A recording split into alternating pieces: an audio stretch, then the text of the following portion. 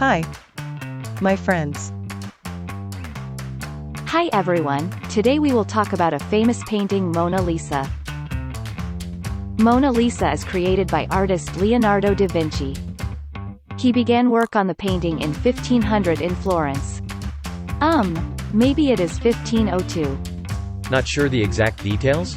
Why not ask for ChatGPT?